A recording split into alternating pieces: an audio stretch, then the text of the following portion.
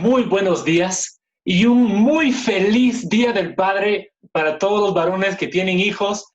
Quisiera darles un fuerte abrazo a cada uno y sobre todo les animo, amigos, a que puedan reconocer la gran bendición que los que somos salvos tenemos en el Padre Celestial, que es Padre de todo buen don y toda dádiva perfecta. Quisiera también animarles en especial a los padres, a que sean hombres sabios, hombres de sabiduría. Hay un pequeño coro que se suele cantar con los niños que dice, el hombre sabio su casa construyó. Me gustaría que me acompañen cantando, también las damas, de hecho. Dice así. El hombre sabio su casa construyó, el hombre sabio su casa construyó, el hombre sabio su casa construyó, en la roca construyó. Vino la lluvia y el mar se agitó, vino la lluvia y el mar se agitó, vino la lluvia y el mar se agitó, y la casa no cayó. El hombre necio su casa construyó, el hombre necio su casa construyó, el hombre necio su casa construyó, en la arena construyó. Vino la lluvia y el mar se agitó, vino la lluvia y el mar se agitó, vino la lluvia y el mar se agitó, y la casa se cayó. Ese pequeño corito de niños nos enseña una gran lección en cuanto a la sabiduría. Dice aquí en Mateo capítulo 7, versículos 24 al 27. Palabras de Jesús. Cualquiera, pues, que me oye estas palabras y las hace, le compararé a un hombre prudente que edificó su casa sobre la roca. Descendió lluvia y vinieron ríos y soplaron vientos y golpearon contra aquella casa y no cayó, porque estaba fundada sobre la roca. Pero cualquiera que me oye estas palabras y no las hace, le compararé a un hombre insensato que edificó su casa sobre la arena.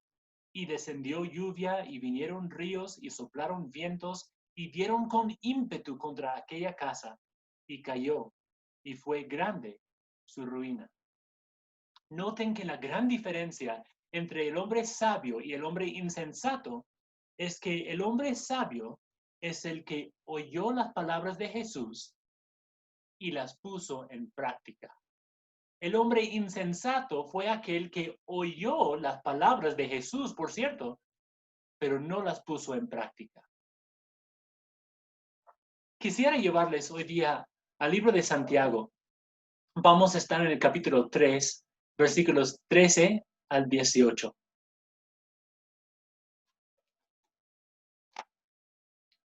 Dice lo siguiente. ¿Quién es sabio y entendido entre vosotros?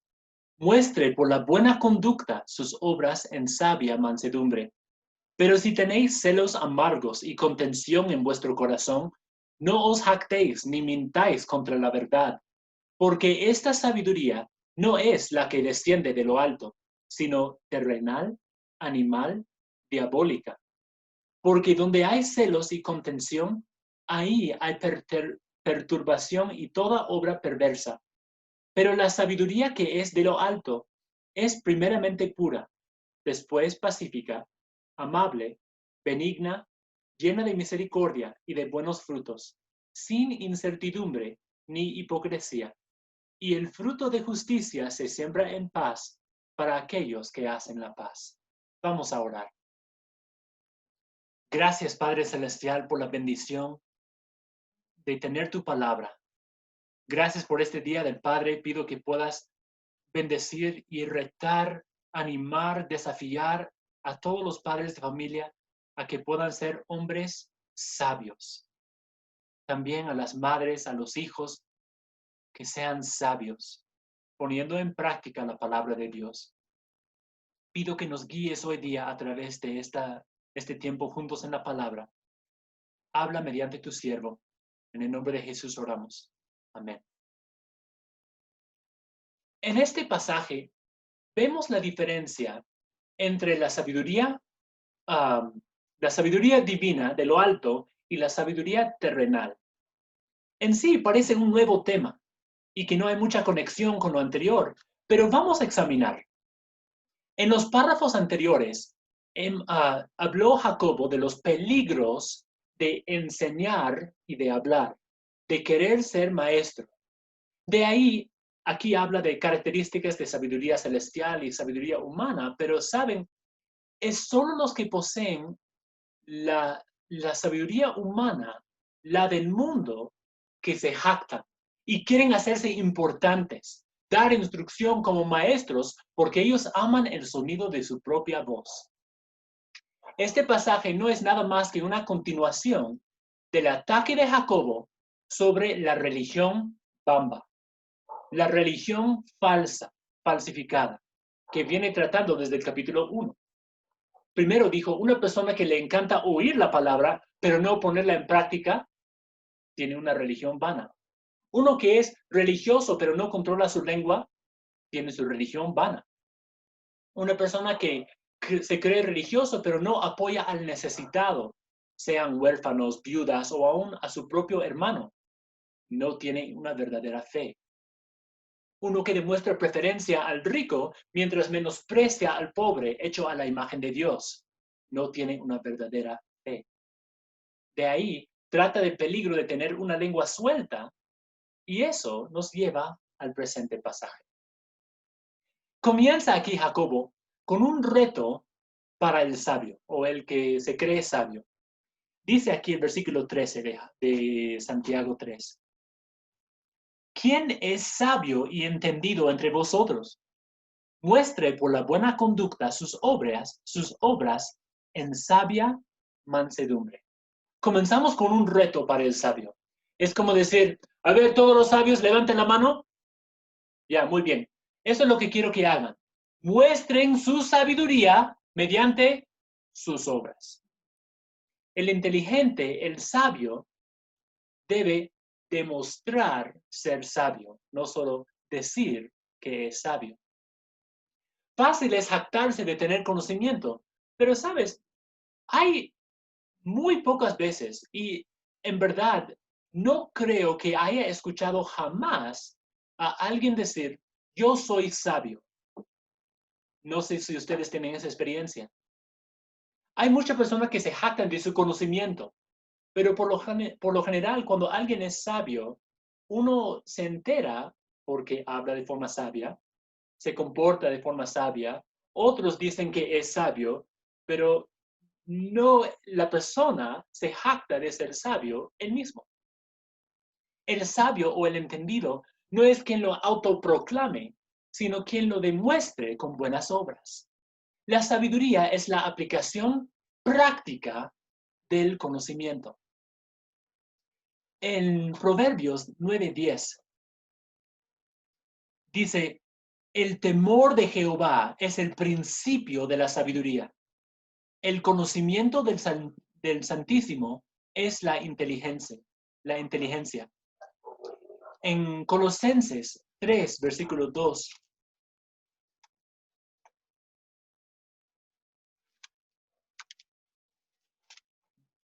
Colosenses 3:2 dice, 2:3, Colosenses 2:3, dice, hablando de Cristo, en quien están escondidos todos los tesoros de la sabiduría y del conocimiento.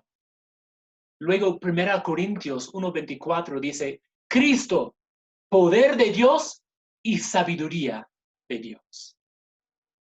Si tú quieres ser una persona sabia, lo primero que tienes que hacer es darte cuenta que no eres sabio, no eres bueno, no eres justo, eres pecador.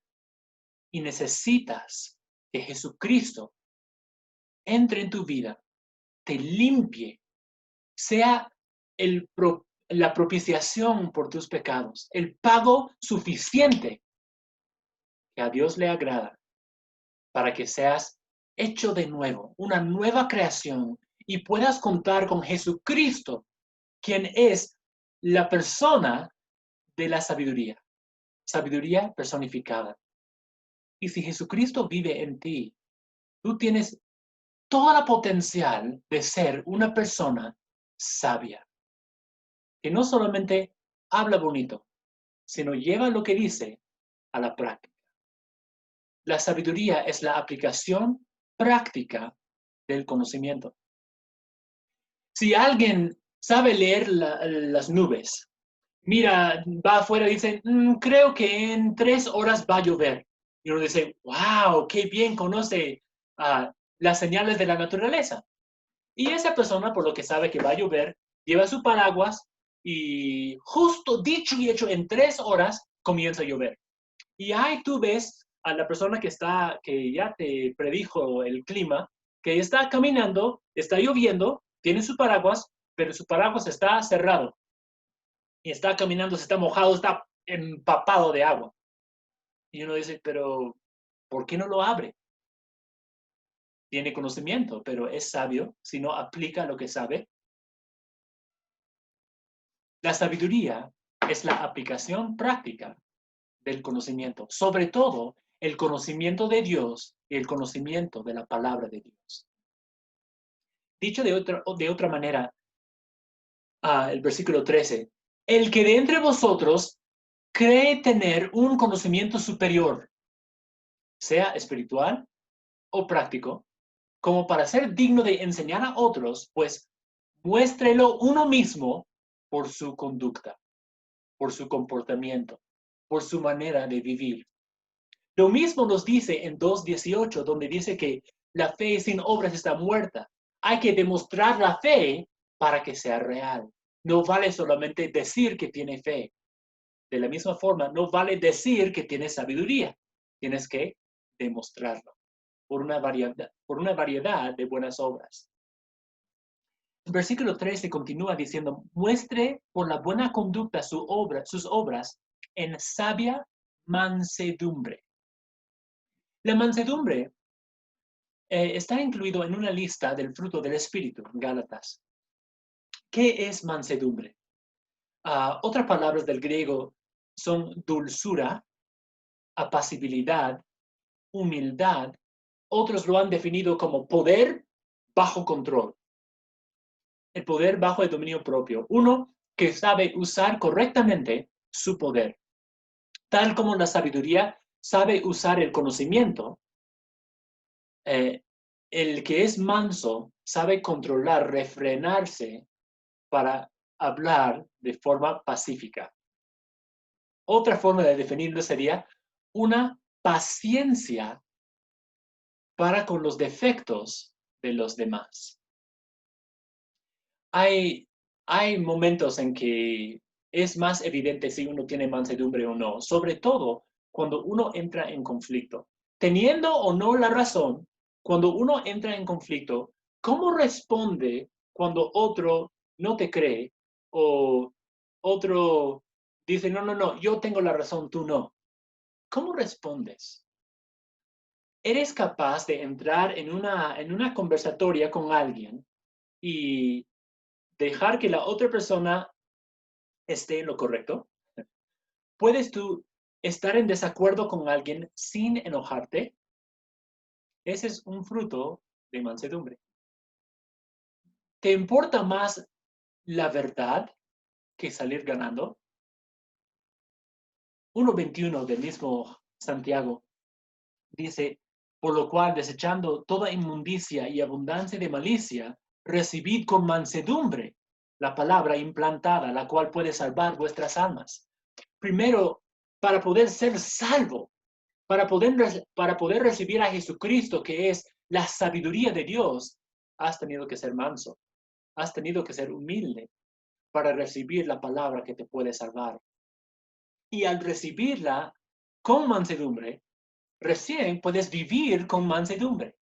Y luego, como maestro, puedes enseñar con mansedumbre. Primero hemos visto un reto a los sabios.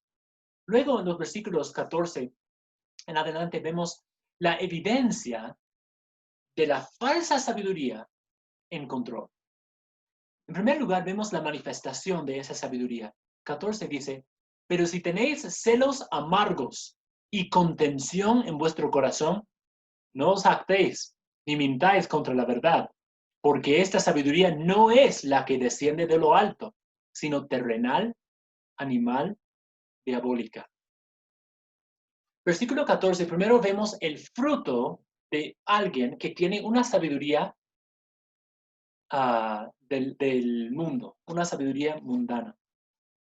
Dice aquí que tiene celos amargos y contención. Celos, pienso que siempre que escuchemos la palabra celos, primero nos nace una connotación negativa. Sin embargo, celos o celo puede ser bueno o malo dependiendo del motivo que inspira a la persona a usarlo. A Dios se le llama un Dios celoso. Dice que Dios se cubrió con celo, como de un manto. A Jesús también se le atribuye el celo, donde dice, el celo de tu casa me consume. Pero frecuentemente lo vemos en unas circunstancias negativas, como por ejemplo cuando los judíos, por celos, motivados por celos, arrestaron a los apóstoles. También los celos están incluidos en la lista de obras de la carne en Gálatas 5:20. Y aquí lo llama celos amargos. Es obviamente algo negativo. Celos en sí es un calor o un ardor que nace en alguien por una persona o por una cosa. Y aquí donde vemos celos amargos, hablamos de un calor punzante o puntiagudo. En Santiago 3:11 hablaba de una misma fuente donde sale agua amarga y agua dulce. Y dice, ¿qué es eso? Eso es contra la naturaleza. Ni en el mundo vas a ver una misma fuente donde hay agua salada, agua amarga y agua dulce. ¿Y cómo es que de la boca de un cristiano sale bendición y maldición? Donde tú estás controlado por el Espíritu Santo de Dios, el Espíritu Santo no puede dar agua amarga. No da maldición, no maldice a la imagen de Dios. Algunas personas ambicionaban ser maestros. Y ellos se autoanimaban diciendo, vamos, tú eres tan bueno como él, o mejor, promueve tu propia causa. Quizás hablamos de personas que no soportaban el error, pero en cuanto ellos se ponían a discutir con el error, se jactaban. Y discutían solo para ganar, haciendo sentir mal a la otra persona, tal vez empleando palabras o actitudes no correctas. No sé si alguna vez has entrado en discusión si puedo hablar a los esposos, si has entrado en discusión con tu esposa y digamos que has tenido la razón y ahí conversando quizás te has acalorado un poco y le has hecho sentir que tú has tenido la razón y ella no. Y al final has ganado. Sin embargo, cuando miraste la cara de tu esposa te diste cuenta que al ganar, perdiste. No vale la pena ganar con la sabiduría humana. Implica todas las actitudes que no vienen de lo alto. Habla de celos amargos y contención. Contención es división. Si puede pensar en una persona que ambicionaba ser un maestro, esa persona tal vez diría, ¿sabe qué? Pongámoslo a votación. A ver, los hermanos que creen que yo soy mejor, voten por mí. Y la persona que están con él, ya voten por él. La sabiduría humana crea división, contención, motivado por celos, por algo. ¿Cuál es el carácter de esa sabiduría? Sigue diciendo el versículo 14. No os jactéis, ni mintáis contra la verdad, porque esta sabiduría no es la que desciende de lo alto, sino terrenal, animal, diabólica. Dice aquí que la persona se jactaba. No os jactéis ni mintáis contra la verdad. Uno que por celo es motivado, ahí comienza con una ambición, ¿verdad? Tiene ambición para ser maestro. ¿Y luego qué hace? Crea una contención, una rivalidad con otros que tal vez son maestros porque él anhela su posición. Y luego comienza a jactarse. Pues se dan cuenta que yo merezco ese puesto porque yo soy 1, 2, 3, 4, 5. ¿Cómo llega a jactarse? Él comienza a compararse con otros. Dice en 2 Corintios 10:12 que las personas que se comparan entre sí no son sabios. ¿Sabes? Solo hay dos posibilidades de resultados cuando tú te comparas con otro. O bien sales ganando. Dices, no, ves, yo soy mejor que esa persona. Y llega a sentir un falso sentido de orgullo porque se cree mejor que la otra persona. La otra posibilidad es que sale perdiendo. Dice, no, yo no soy como esa persona, no soy tan bueno, jamás llegaré a hacer algo. En ninguno de los dos casos uno llega a tener una actitud saludable. La única forma de verte como Dios te ve es darte cuenta de lo que Dios dice de ti. Tú eres creación de Dios, especial, hecho a la imagen de Dios. Y si eres salvo, ¿cuántas bendiciones tienes? Tú eres hijo de Dios, santo, santificado, llamado a ser heredero, ¿no? Escogido desde antes de la fundación del mundo. O bien vas a recibir tu percepción de Dios, o vas a buscar lo que dice el mundo de ti, te vas a comparar con otros, y no es sabio. Entonces la persona ambicionaba un puesto, luego creó rivalidad, luego se jactaba, pero al final el versículo dice, mintáis contra la verdad, mienten contra la verdad. Muchas veces cuando alguien se jacta, utiliza mentiras, utiliza exageraciones para que la gente pueda pensar mejor de él. Dice, no os jactéis, ni mintáis contra la verdad. No digas, soy sabio, soy buen maestro, cuando con tu propia sabiduría mundana apoyas la misma actitud del mundo que pretendes condenar. Los que tienen esa sabiduría quizás ganen muchas discusiones intelectuales, pero no es el tipo de sabiduría que un cristiano debe tener, ni tampoco la sabiduría que desciende de lo alto. En 3 palabras, Jacobo resume esa sabiduría. En primer lugar dice, es terrenal. Terrenal, la idea es que viene obviamente de este mundo. Y no todo lo que es de este mundo es malo, ¿no es cierto? Hablamos de una belleza terrenal. Es algo que podemos apreciar. Lo malo de esta sabiduría es que, siendo terrenal, reclama ser celestial. Miente contra la verdad. Uno dice que es sabio, pero solamente es sabio según el mundo. Luego de decir que es terrenal, dice que es animal. La idea de animal es que viene de lo más bruto del ser, lo más natural del hombre. Viene de las emociones y pasiones del hombre, no del espíritu. Es de la naturaleza más baja del hombre. Es bestial, es sensual, motivado por lo que uno puede ganar. Es carnal, terrenal, carnal y diabólica. Diabólica.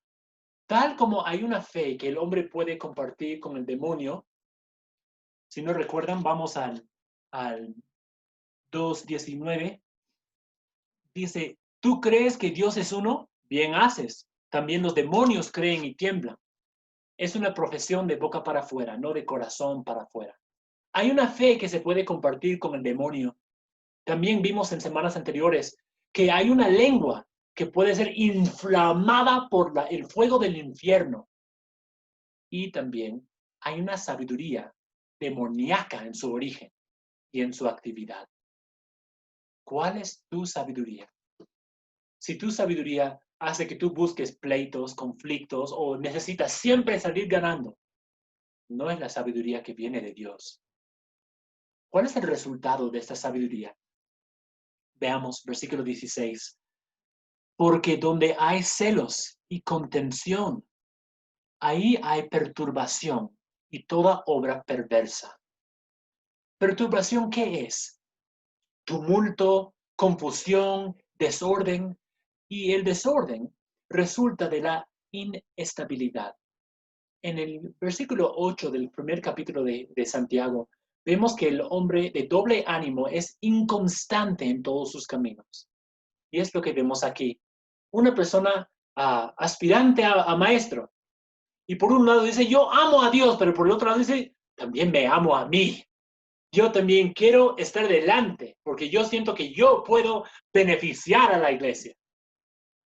Y buscando a Dios y buscando sus propias metas a la vez, llega a ser inestable y crea perturbación.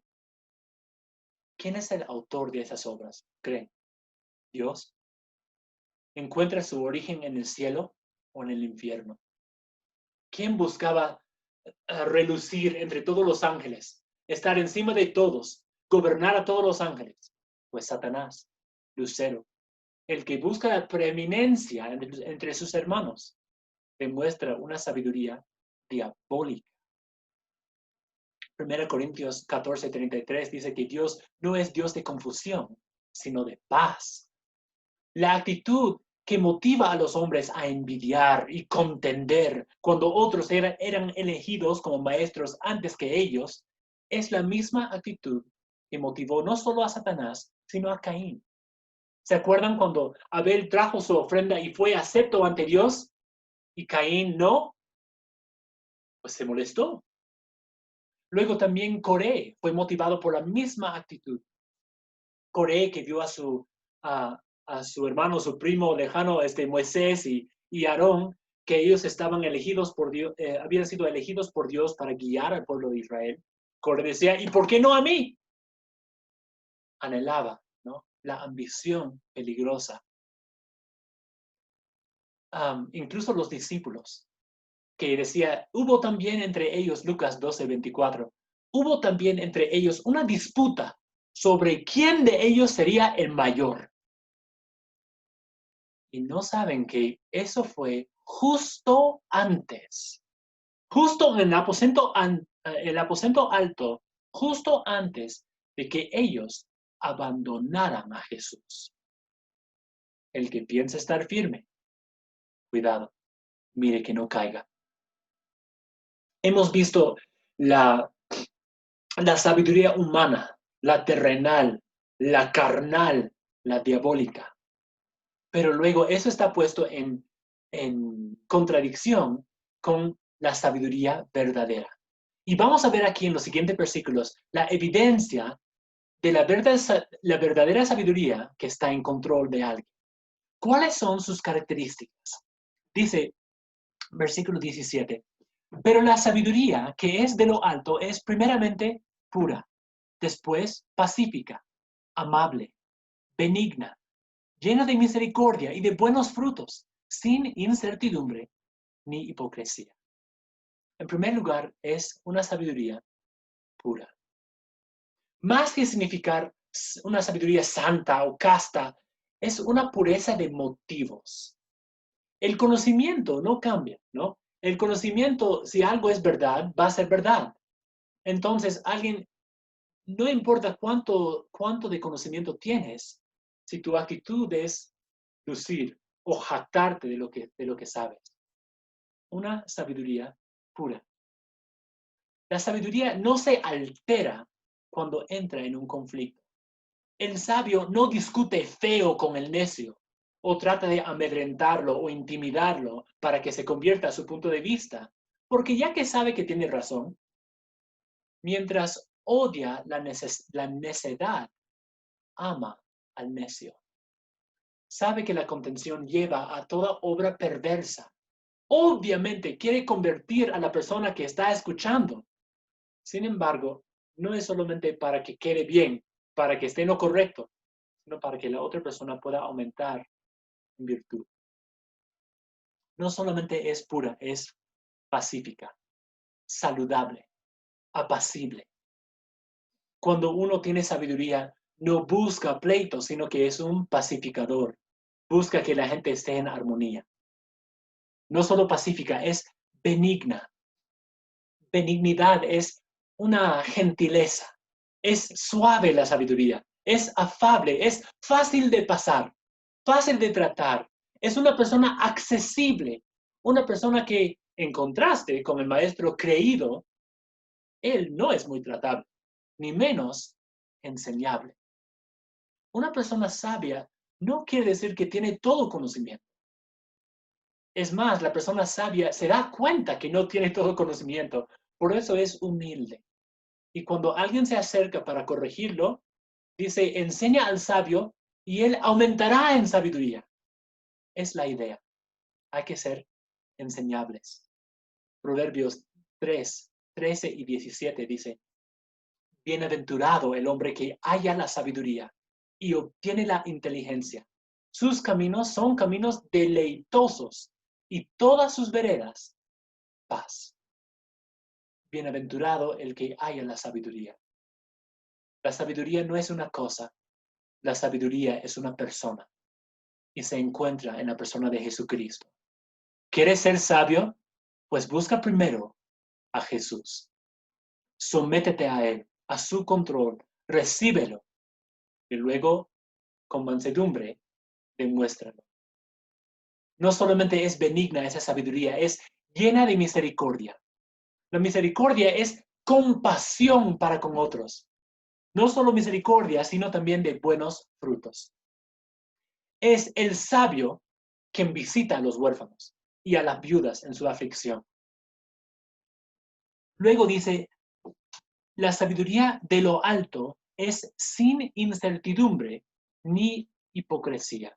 Esa palabra incertidumbre habla de una parcialidad, habla de demostrar preferencia.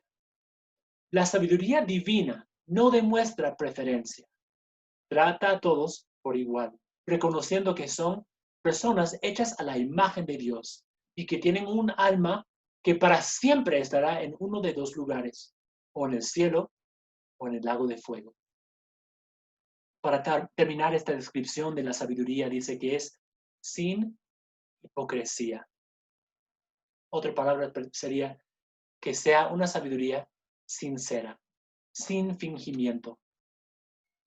En el tiempo de Jacobo, y tal vez hasta hoy en día, no estoy seguro, pero donde la gente iba al mercado para comprar, digamos, jarras o comprar macetas para plantas, ellos iban y podrían agarrar, tomar, examinar, disfrutar las cosas hechas y ellos tal vez se acercarían y mirarían primero su pintado o su forma, pero luego, ¿sabe lo que harían? Lo levantarían a la luz. ¿Por qué? A veces las personas que harían estos trabajos, cuando uno mete el barro al horno, a veces tiende a rajarse, crear una pequeña abertura. ¿Y qué haría la persona? En vez de botarlo todo, tomaría un poco de cera y esa cera lo usarían, lo sellarían y luego lo pintarían bonito después de lijarlo y quedaría bonito hasta que alguien levantara ese objeto a la luz. Luego se daría cuenta que había algo. Y la persona, el comprador diría, wow, qué hermoso jarrón.